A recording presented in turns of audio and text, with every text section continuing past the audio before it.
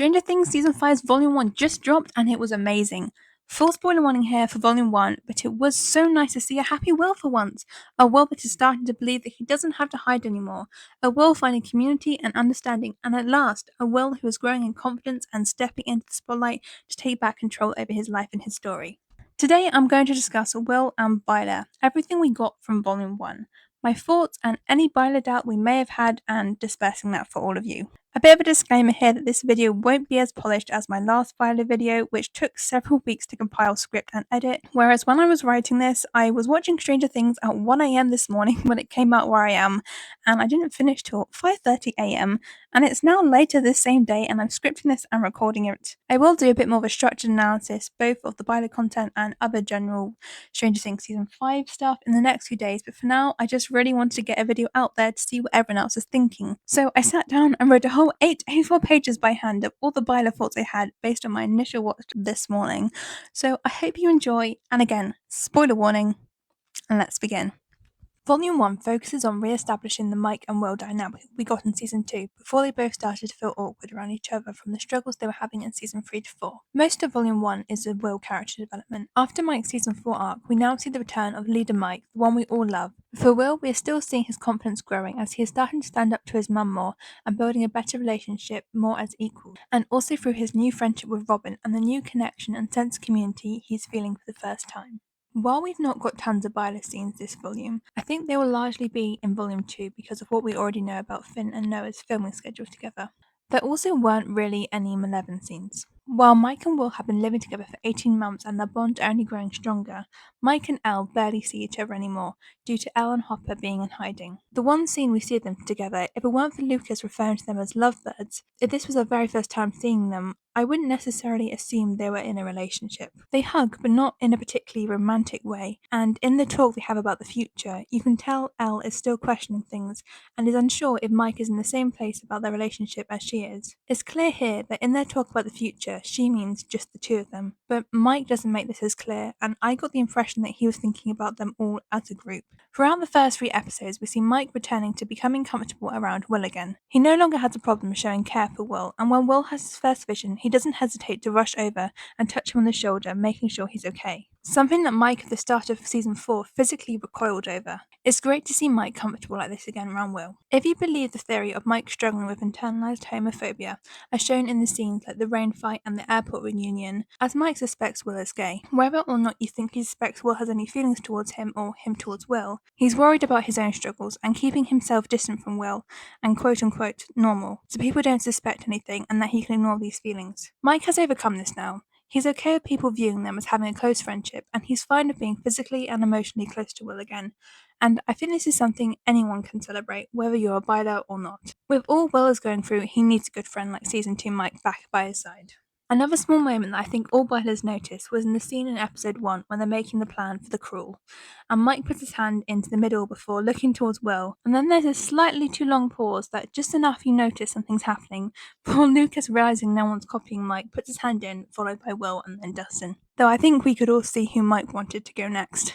Then, I don't think we could talk about Season 5 Byler without talking about Will and Robin's friendship. I don't think we can underestimate the importance for Will to find this sense of belonging and community and that he isn't alone. For Will, seeing Robin and Vicky, I imagine, was the first encounter of any kind of queer relationship that wasn't seen in a negative light or as something inherently bad and shameful. Yes, Robin does ask him if he won't tell anyone, but we can see that this is more in the context of how society would react to them rather than her own feelings about her identity. Seeing her be open and honest about herself and how she accepts herself would be so healthy for Will. Growing up both with the societal and religious views in Hawkins and also the AIDS crisis in the 80s would only have portrayed gay relationships as something as bad and shameful to him.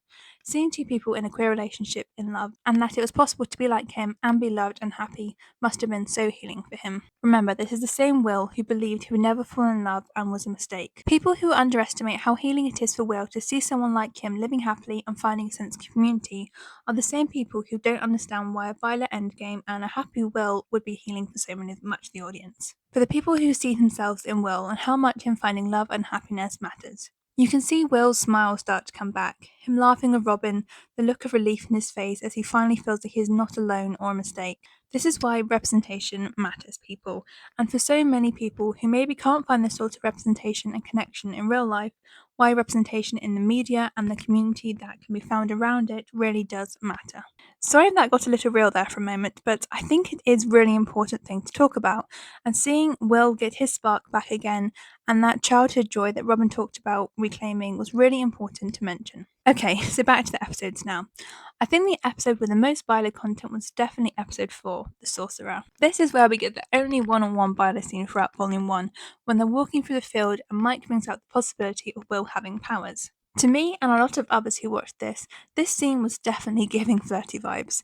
The banter, the smiling and the eye contact, and Will's playful punch at the end. Even if you deny all the rest here, the last part is explicitly set up for the general audience by Will previously asking Robin what the signs were if someone likes you, and then him trying this advice out on Mike. We're meant to see this, and the general audience is meant to know Will has not given up on Mike. The banter here actually reminded me of the easygoing, honest nature of Lucas and Mac's relationship, which I did talk about a little bit in my previous Byler video in relation to Lucas and Max versus Elle and Mike's poor communication. Again, I want to emphasize here the setup with Robin. And yes, in real life, feelings aren't always reciprocated. And if this were some sort of multi-season drama gossipy type show, with these sort of relationship miscommunication tropes with the bread and butter of the show, think shows like Gossip Girl, then I may see why people think this could be one-sided.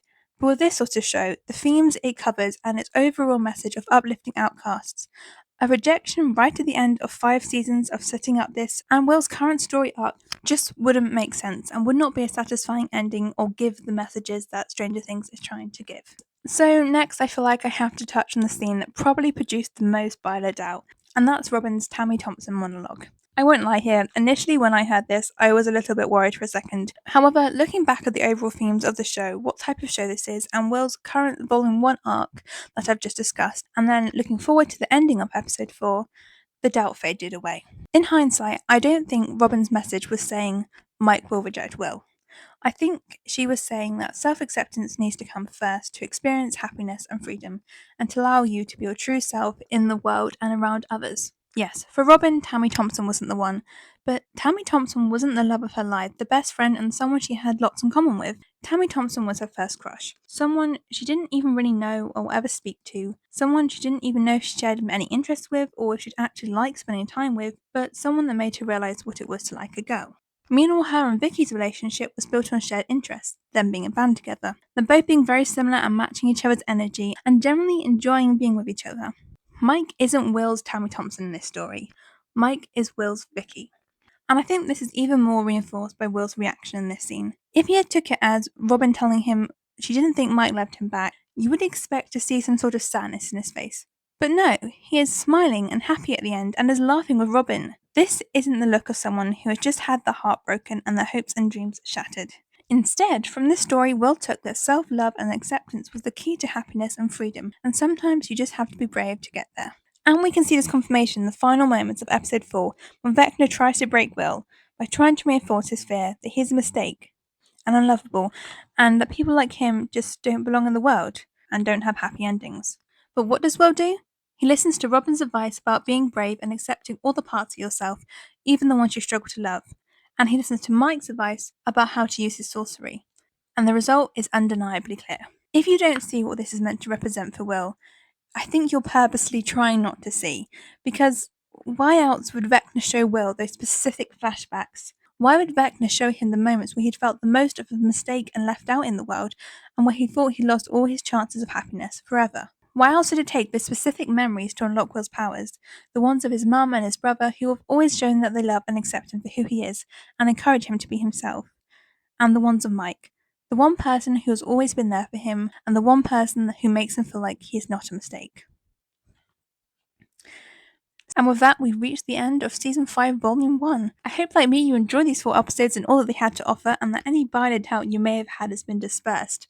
For me, Volume 1 was Will's volume. For once, we got to see a happy Will growing in confidence and agency, finding connection and taking risks and taking back control of his life and his story. I think going into Volume 2, we will get a lot more of Mike. Based on the filming schedule we know about, we would expect more Noah and Finn scenes, and with Will no longer trying to hide who he is or suppress his feelings towards Mike. I think it is finally time for Mike and Mike's feelings to become apparent for both Will and the general audience. I feel like now the fog that has covered Will's perspective of Mike, that he will never love him for who he really is, has gone. We will finally start to see things from Mike's perspective, and I've got to say, I can't wait.